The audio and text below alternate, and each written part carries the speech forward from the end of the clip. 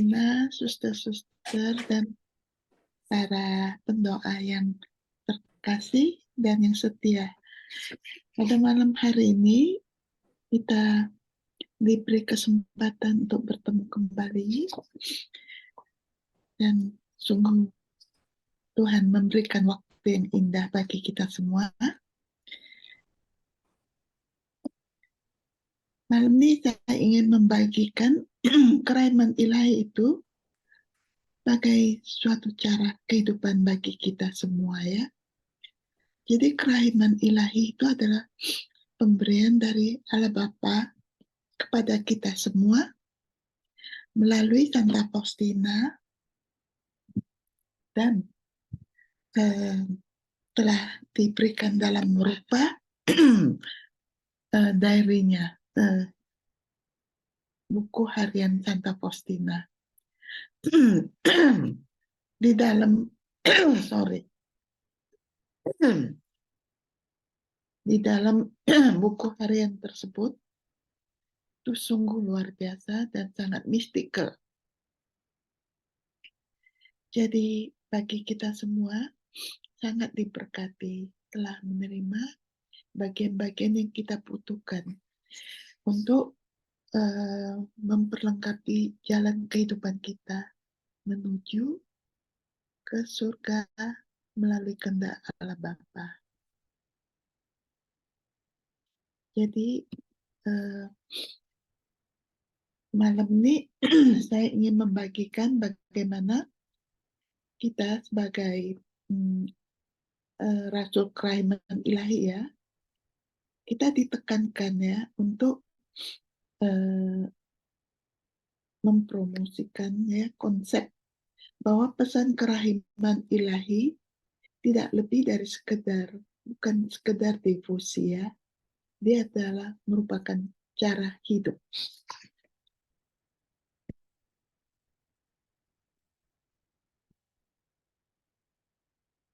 Meskipun penting dan pantas untuk menghormati gambar kerahiman ilahi yang maha pengasih dan mendoakan koronka kerahiman ilahi setiap hari.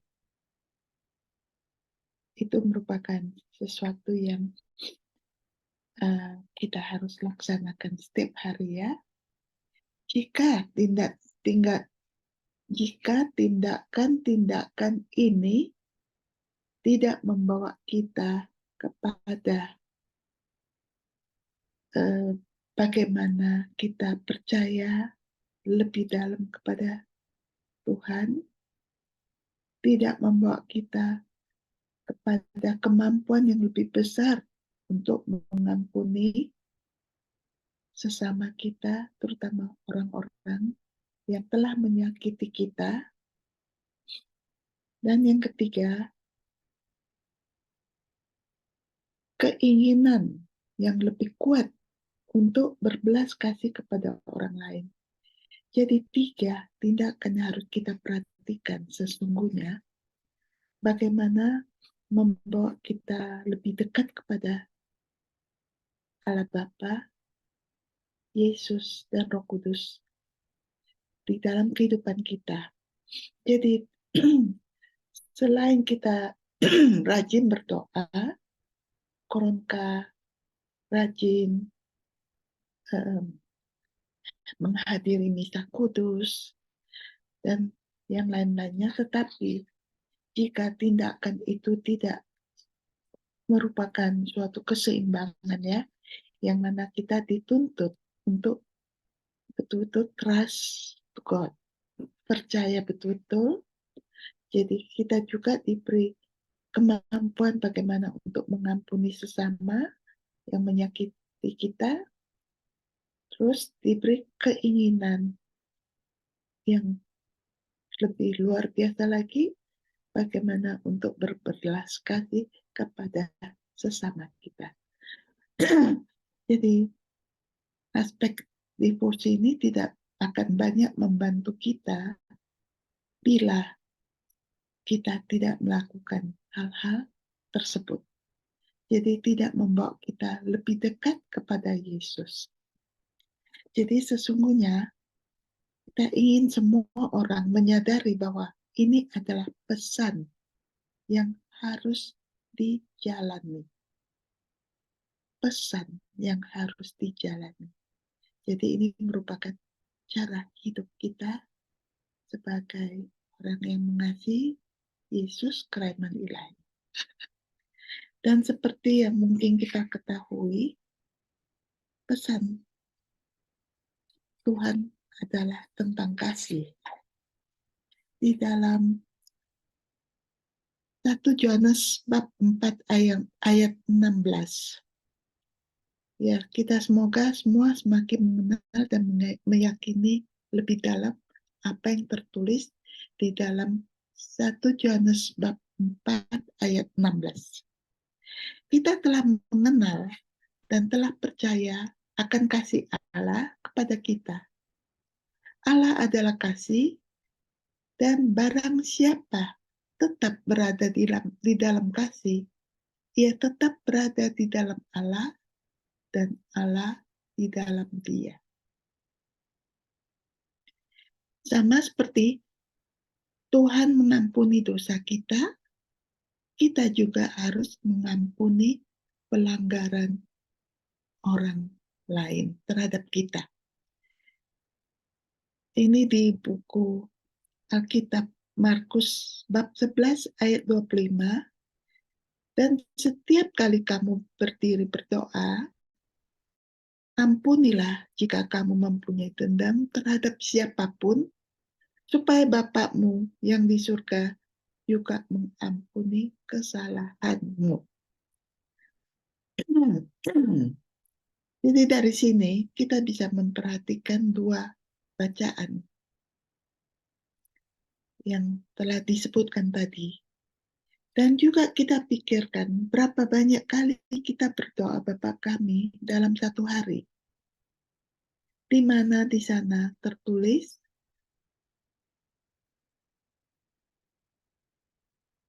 di dalam Matius bab 6 ayat 12. Dan ampunilah kami akan segala kesalahan kami, sama seperti kami juga telah mengampuni orang yang bersalah kepada kami. Jadi di sini kita dituntut untuk bisa memaafkan, dan kita juga harus bisa mau mengampuni. Pengampunan membuka pintu untuk menerima belas kasih Tuhan. Jadi, Yesus telah mengatakan bahwa dosa kita diampuni, bahwa kita akan diampuni bila kita juga mengampuni sesama kita. Jadi di sini kita hidup di masa kemurahan hati yang besar, namun curahan kemurahan Tuhan tidak bisa kita terima selama kita belum mengampuni orang yang telah menyakiti kita. Jadi ini adalah kunci di mana kita harus betul-betul merefleksi kembali diri kita masing-masing. Banyak hal di dalam kehidupan kita ini, kita bisa mengatakan bahwa kita telah mengampuni.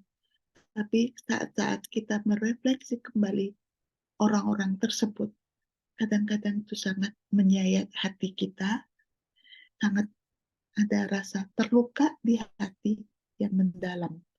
Itu berarti kita belum sungguh-sungguh mengampuni. Mungkin mengampuni hanya dari ucapan, tapi belum dari sungguh-sungguh dari lubuk hati yang terdalam. Bagaimana kita bisa mencintai Tuhan yang tidak bisa kita lihat jika kita tidak bisa mencintai saudara atau saudari kita yang berada di hadapan kita, yang bisa kita lihat. Ketika kita menolak untuk mengampuni saudara-saudari kita, hati kita tertutup, dan kekerasan hati kita menjadikan kita kebal terhadap kasih Bapa yang penuh belas kasihan. Namun ketika kita mengakui dosa-dosa kita, hati kita terbuka terhadap rahmat belas kasih-Nya. Ini ada di Katekismus Gereja Katolik nomor 2840. Bagaimana kita melakukan tindakan cara mengampuni sesama kita? Tentu kita harus berani percaya kepada Allah Bapa. Jadi, kepercayaan adalah kebalikan yang mendasari mereka yang ingin menghayati pesan kerahiman ilahi. Jadi di dalam buku Diari Santa Faustina telah diberikan begitu banyak kata-kata yang sangat-sangat menguatkan kita yang langsung dari Yesus kepada Santa Faustina. Jadi kita harus betul-betul percaya dengan apa yang telah tertulis di dalam buku tersebut, dan juga seperti yang tadi telah dibacakan dari beberapa ayat suci dari Alkitab. Jadi itu adalah hubungan yang kuat, erat satu dengan yang lain. Kepercayaan adalah keyakinan, ketergantungan kita kepada Tuhan. Jadi juga kadang-kadang bagaimana kita juga percaya kepada sesama kita, dan itu adalah suatu kepercayaan. Tapi dalam hal ini kita harus betul-betul sangat tergantung pada Tuhan, karena kita mempercayai segala sesuatunya yang telah diberikan kepada kita di dalam tulisan-tulisan yang telah diberikan kepada Santa Faustina. Kita harus menjadi bejana belas kasih, dan seberapa besar wadah tersebut dapat menampung dan memancarkan sinar kepada orang lain bergantung pada kepercayaan kita kepada Tuhan. Tuhan ingin mengambil hati kita yang keras dan menjadikan kita sebagai bejana kasih dan belas kasih. Dan jadi di dalam hal ini, mengenai kepercayaan, ini trust to God, itu nanti akan kita bahas pada kesempatan berikutnya. Trust itu suatu kata kepercayaan yang sangat dalam sekali, bagaimana kita memberikan surrender diri kita kepada Allah Bapa yang telah memberikan putranya pada kita sebagai juru selamat kita. Jadi untuk mengupas lebih dalam hal kepercayaan ini akan saya kupas di pertemuan berikutnya. Tuhan ingin mengambil hati kita yang keras dan menjadikan kita sebagai bejana kasih dan belas kasih. Jadi di sini kita bisa lihat di Yehezkiel bab 36 ayat 26. Hati yang baru akan kuberikan kepadamu, dan roh yang baru akan kuberikan di dalam batinmu, hati yang taat. Jadi di sini kita sungguh-sungguh diberikan suatu pengertian yang mendalam. Melalui kerahiman ini, kita dituntut untuk sungguh-sungguh percaya, trust, harus bisa mengampuni, dan harus bisa berbuat belas kasih kepada sesama, dan harus berendah hati. Tanpa ada kerendahan hati, kita tidak dapat melakukan hal-hal tersebut.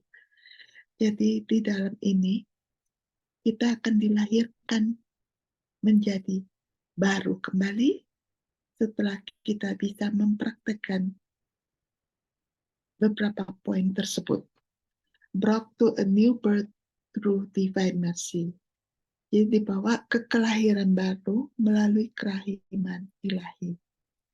Ini di mana kemarin saya baru kembali dari Krakow. Saya mengikuti retreat yang diberikan oleh suster di sana dengan tema Brought to a New Birth Through Divine Mercy. Jadi di sini kita tuh menggali terus melalui kerahiman ilahi apa yang kita bisa berikan, apa yang kita bisa dapatkan dan share kepada sesama kita. Oleh sebab itu, sekali lagi, percaya kepada Tuhan itu mudah ketika segala sesuatunya berjalan dengan baik. Namun, pada saat pencobaan, saat dalam penderitaan, pasti keraguan muncul. Dan kita mungkin akan bertanya, di manakah Tuhan? Apakah dia benar-benar ada? Di sini yang hadir semua melalui Zoom setiap hari, saya ingin bertanya, apakah kalian juga pernah merasakan bagaimana pencobaan di dalam penderitaan ini hadir di dalam kehidupan kalian? Pasti ada pertanyaan juga yang akan muncul. Benarkah Tuhan itu ada? Kenapa hidupku jadi begitu? Di mana Tuhan sesungguhnya? Termasuk hal-hal yang sangat, sangat, sangat tidak bisa kita ucapkan ya, bila itu terjadi dalam kehidupan kita, walaupun kita berpegang erat dan tahu Tuhan itu ada setiap hari di dalam kehidupan kita. Terlebih kalau kita kehilangan seseorang yang kita cintai, yang kita kasihi dalam kehidupan ini. Lalu, seperti contoh kehancuran finansial, kematian mendadak dari orang yang kita kasihi, perceraian, dan anak-anak yang kecanduan narkoba. Ini hanyalah beberapa dari episode yang menyakitkan dalam hidup kita.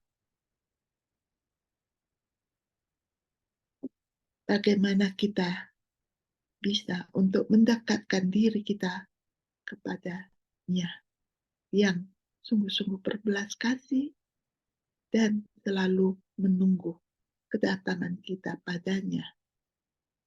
Jadi Tuhan itu sungguh-sungguh hidup dan sungguh-sungguh ada.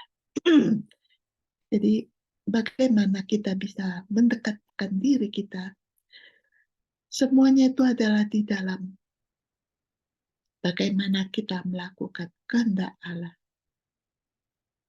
Jadi ini sangat sangat dalam pengupasannya. Saya akan siarkan di hari-hari berikutnya. Percaya pada Tuhan adalah kunci utama. Kita harus menjadikan sebagai baju pelampung ya, di mana kita bisa pegang saat kita merasa tenggelam. Jadi kalau kita kenakan baju pelampung tuh kan kita bisa merasakan, kalau saat tenggelam kita bisa pegang. Jadi saat itu kita tidak ketakutan lagi. Jadi inilah yang selalu mau ditekankan bahwa kita harus betul-betul percaya, percaya, percaya. Dan tidak ada boleh goyang sedikit pun dari kepercayaan itu. Itulah sebabnya Yesus meminta agar kata-kata yang tertulis di bawah gambar kerahiman ilahi yang besar, tertulis kata-kata di bawahnya, Jesus, I trust in you. Yesus, aku percaya padamu. Yesus, engkaulah andalanku. Jadi itu adalah kata-kata, itu adalah satu tanda tangan dari Yesus sendiri yang memohon untuk ditulis di bawah kakinya. Pada saat kita melihat gambar Yesus kereman ilahi, setiap orang bisa membaca dan bisa mengerti dengan jelas. Banyak dari kita menghabiskan begitu banyak waktu, tenaga, dan energi untuk mengkhawatirkan apa yang bisa, mungkin, dan akan terjadi, sehingga kita lupa akan momen-momen yang ada. Banyak kejadian dari kita bahwa kita sering jatuh keluar dari garis yang Tuhan inginkan kita ada di dalam Dia, yaitu kita lupa bahwa Tuhan itu mengasihi kita. Maka sering kita jatuh ke dalam dosa.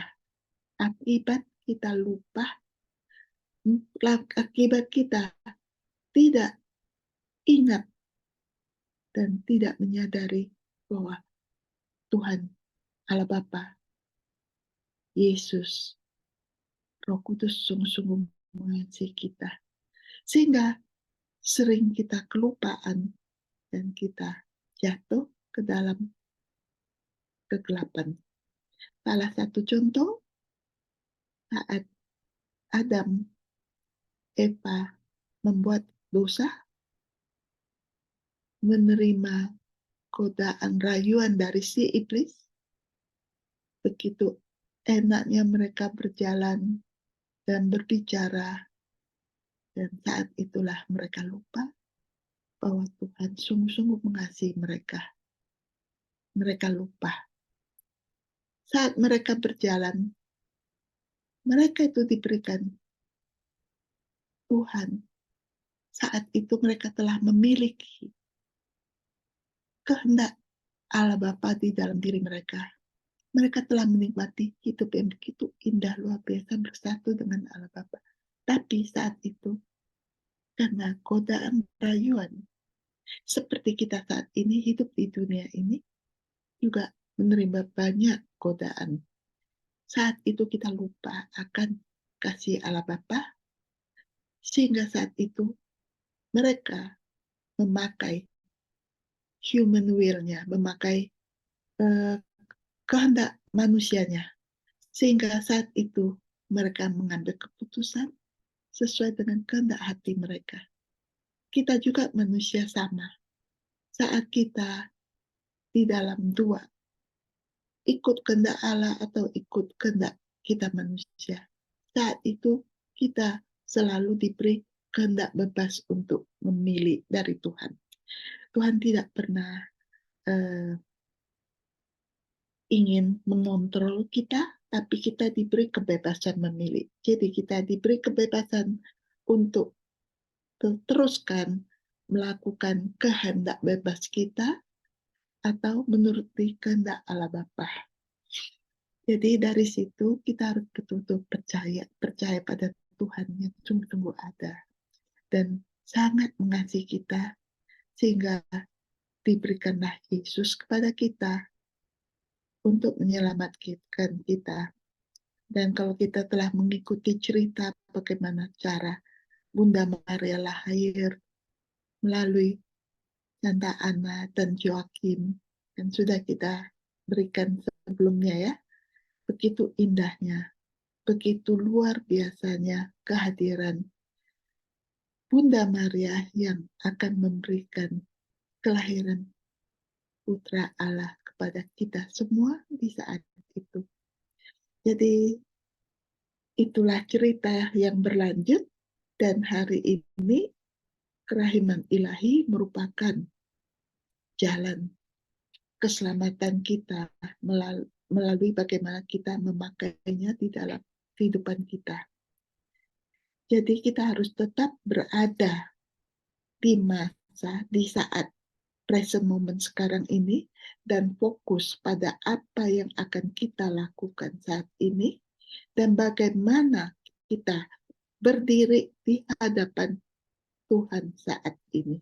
Jadi kita selalu harus ingat saat ini, kalau kita mau melakukan sesuatu di saat ini, Tuhan hadir di depan kita.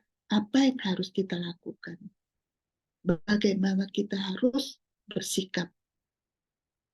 Apakah kita melakukan kehendak-Nya atau kita meneruskan kehendak dari diri kita sendiri? Kita tidak perlu khawatir tentang hari esok atau khawatir tentang hari kemarin. Seperti di dalam bab 16 di buku Keluaran ya, kita dapat mengambil pelajaran dari bangsa Israel karena mana yang mereka makan di padang gurun hanya berguna untuk 1 hari saja. Jadi kita semua juga diminta untuk tetap bagaimana kata percaya kepada Tuhan. Jadi hanya fokus pada hari ini dengan apa yang kita lakukan dan berikan sepenuhnya kepada Tuhan dengan melakukan kehendak-Nya.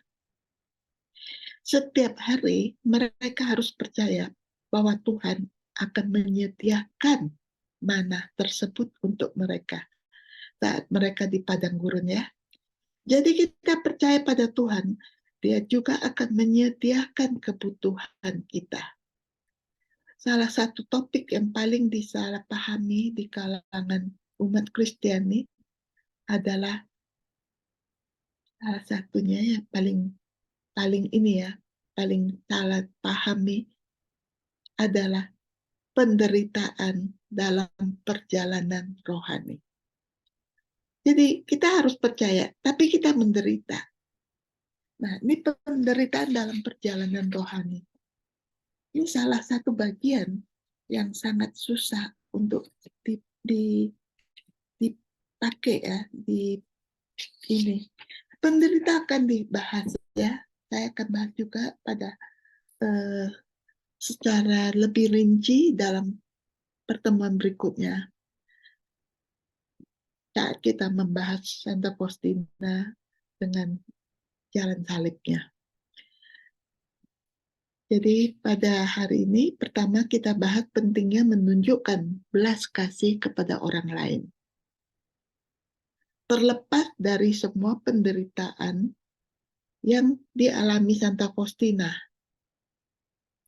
Santa Faustina menderita, tapi Tuhan mengatakan kepadanya bahwa dia harus berbelas kasih kepada orang lain.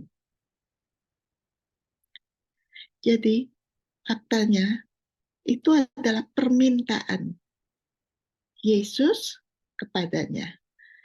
Itu tertulis di bacaan hariannya di nomor 742. Saya bacakan. Putriku, kalau melalui engkau, aku minta agar manusia menghormati kerahimanku. Hendaknya engkau menjadi orang pertama yang unggul dalam harapan kepada kerahimanku ini. Aku minta agar engkau melaksanakan perbuatan-perbuatan kerahiman yang harus muncul dari kasih kepadaku. Kapan saja dan di mana saja engkau harus mengamalkan belas kasih kepada sesama. Engkau tidak boleh menghindarinya atau berusaha mencari-cari dalih untuk membebaskan diri darinya. Aku memberi engkau 3 cara untuk mengamalkan belas kasih terhadap sesama. Yang pertama, perbuatan. Yang kedua, perkataan. Yang ketiga, doa. Dalam 3 cara inilah tercakup sepenuhnya karya belas kasih. Dan semua itu merupakan bukti kasih-Mu kepadaku yang tidak dapat dibantah.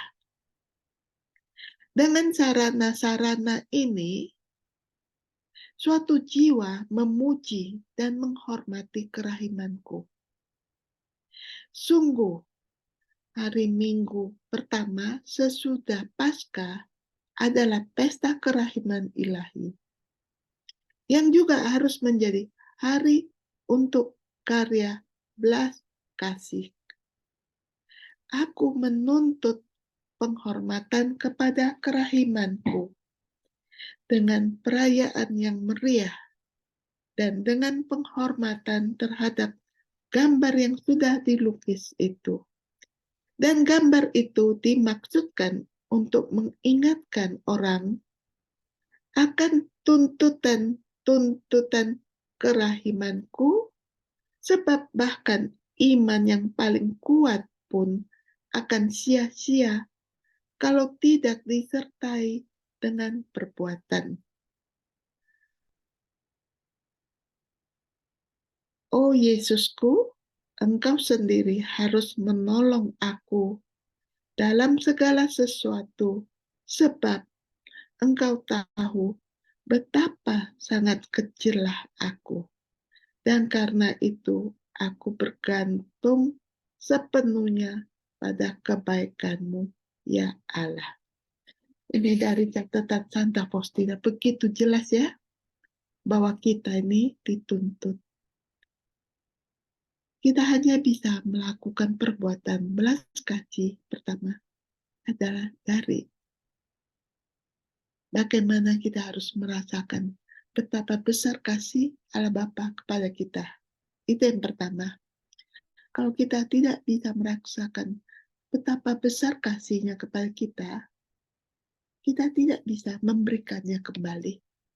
Jadi dari beberapa bagian yang telah pernah saya berikan mengenai kehendak Allah Bapa, bagaimana Allah Bapa memberikan kita putranya Yesus melalui Santa Perawan Maria, bagaimana mempersiapkan dunia untuk keselamatan kita dari dosa-dosa turunan dari Adam Eva sampai hari ini.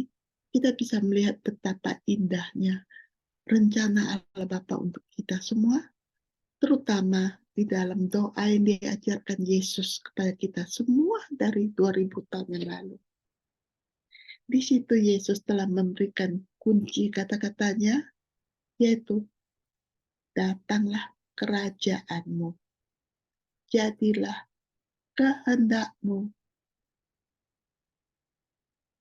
seperti datanglah kerajaan-Mu, jadikanlah kehendak-Mu di dalam surga, di atas bumi ini. Aduh, bahasa Indonesianya kurang ini, karena udah terbiasa dalam bahasa Inggris.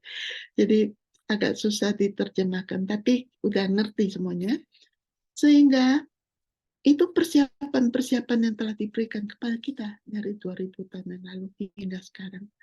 Dan menurut Luisa Picaretta bahwa Yesus mengatakan kerahiman ilahi yang diberikan kepada Santa Faustina adalah devosi yang terakhir bagi kita di dunia ini.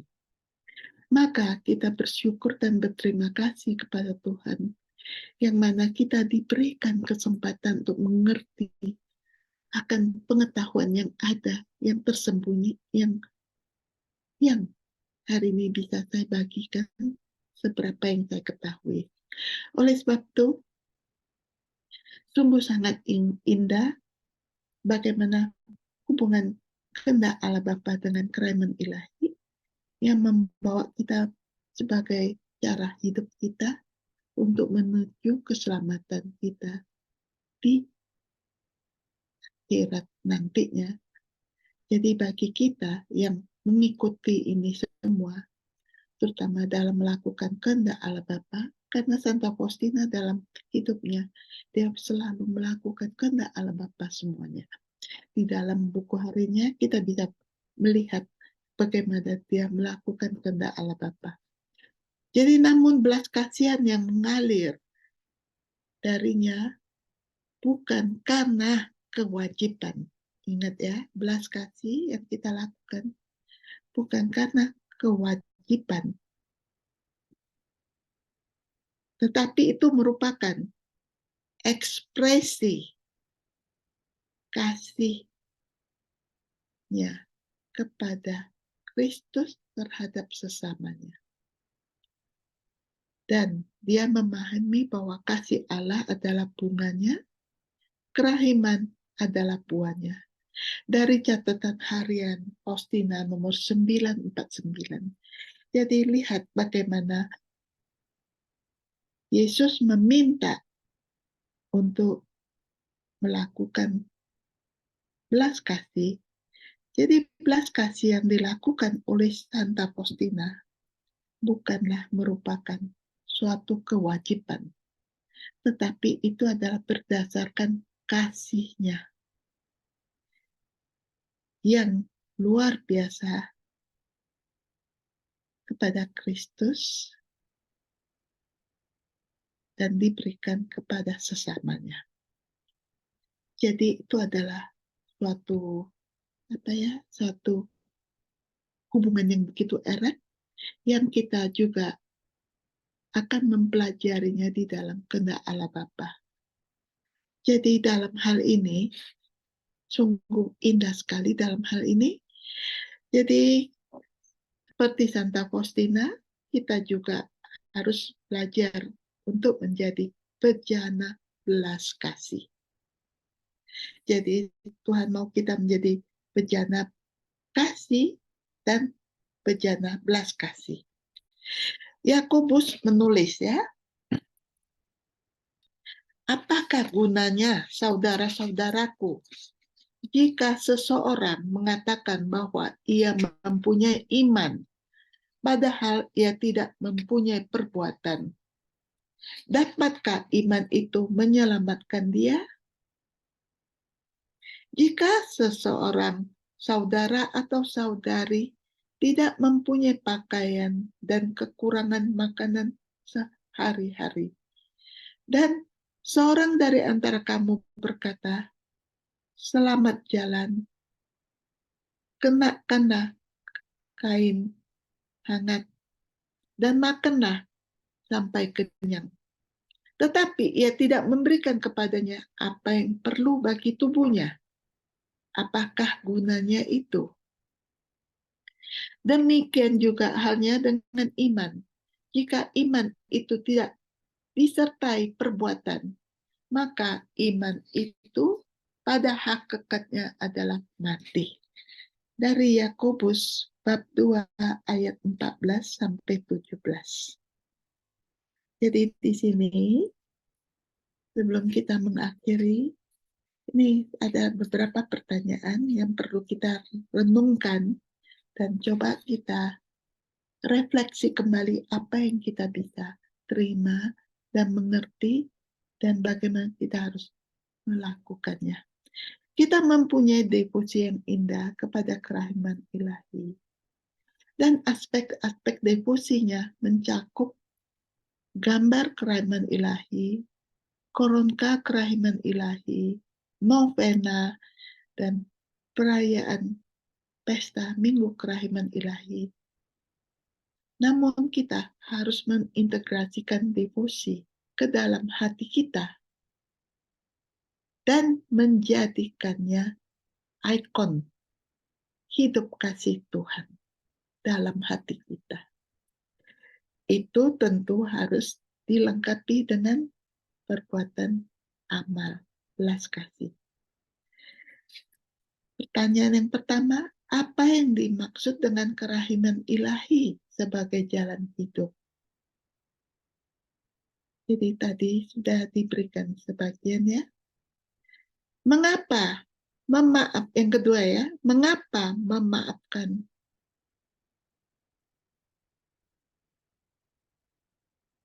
Terutama terhadap diri sendiri begitu penting.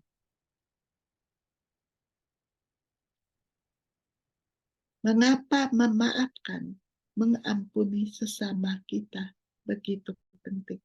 Jadi ada dua hal. Kita harus bisa memaafkan diri kita sendiri dan juga harus bisa mengampuni sesama kita. Kenapa itu begitu penting? Apa ciri khas dari menghayati pesan kerahiman ilahi ini? Jadi saya selesaikan sampai di sini dulu malam hari ini. Terima kasih. Saya kembalikan kepada Dr. Yurja.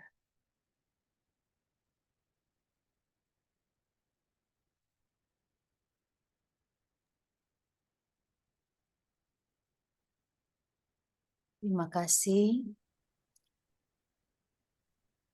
Bu Cynthia untuk perenungan pada malam hari ini yang begitu sangat dalam ya Bu. Kami semakin mengerti kerahiman ilahi itu sendiri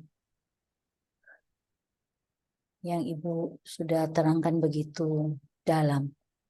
Walaupun ini baru sesi yang pertama, tapi sudah sangat banyak yang kita bisa dapatkan.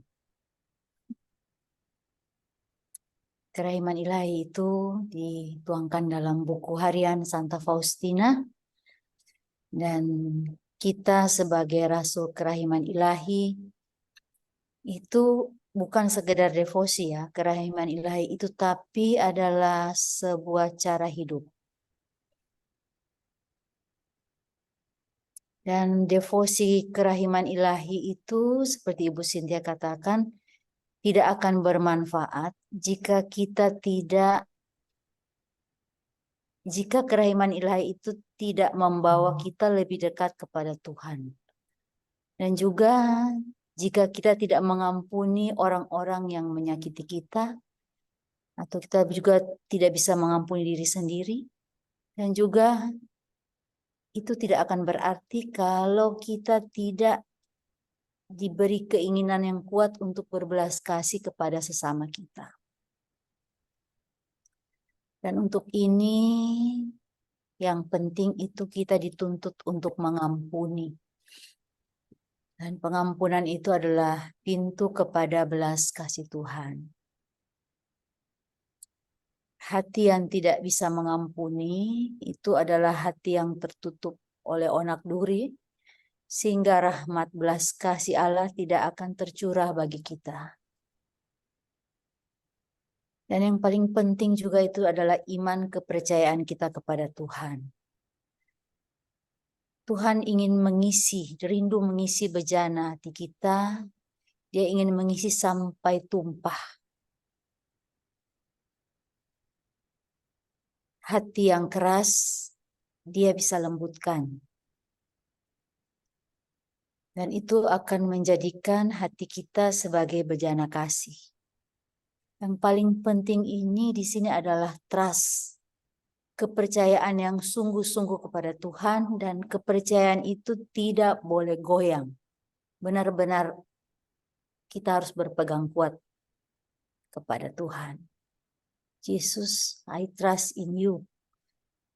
Yesus, aku percaya kepadamu, engkaulah andalanku. Dan kita akan alami kelahiran baru melalui kerahiman ilahi. Terutama hati kita dulu yang diperbarui. Hati dan roh yang baru Tuhan akan berikan pada kita, dan Dia akan berikan hati dan roh yang taat. Tapi dalam hal ini sebagai manusia kita diberi kehendak bebas untuk memilih apa yang kita rasa baik ya.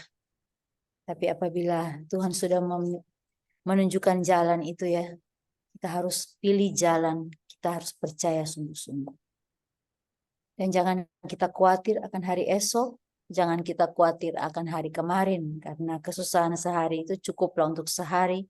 Kita hidup ada di saat ini, dan kata Ibu Cynthia tadi, apabila saat ini Tuhan ada di depan kita, bagaimana kita bersikap, bagaimana bagaimana dia melihat kita. Sebenarnya kita telanjang di hadapannya. Yang hanya ada pada kita saat itu, hati yang harus penuh dengan pengampunan. Agar supaya rahmat kasih Tuhan itu mengalir, mengisi hati kita. Dan dari situ kita diberi kemampuan untuk jadi saksi. Dan kita berbelas kasih kepada sesama itu sudah seperti mengalir. Tidak lagi dengan harus dibilang-bilang, tapi itu mengalir. Ya, Tuhan menyediakan kebutuhan kita. Jadi percaya walaupun penderitaan dalam perjalanan rohani itu pasti ada. Tiap-tiap kita punya salib. Tapi Tuhan bilang, pikulah kuk yang kupasang, belajarlah padaku, karena aku lemah lembut dan rendah hati. Dan Ibu Cynthia juga katakan harus ada kerendahan hati. Tanpa rendah hati, tidak bisa. Karena ada 3 cara kita berbelas kasih, yaitu pertama perbuatan, kedua perkataan, dan ketiga doa. Doa seperti doa Bapa kami yang diajarkan oleh Kristus sendiri adalah sangat-sangat indah. Kerajaan Allah itu sebenarnya telah hadir di tengah kita. Dia menyembuhkan, dia menghibur, dia melepaskan kita dari belenggu, dia membangkitkan semangat kita. Oleh karena itu, melalui kerahiman ilahi yang sudah kita dengar pemaparan pada malam ini, biarlah kita menjadi semangat berapi-api membawa cinta Tuhan untuk melayani. Amin. Bapak Ibu, kita masih punya waktu untuk bertanya atau sharing iman kepada Ibu Cynthia. Mari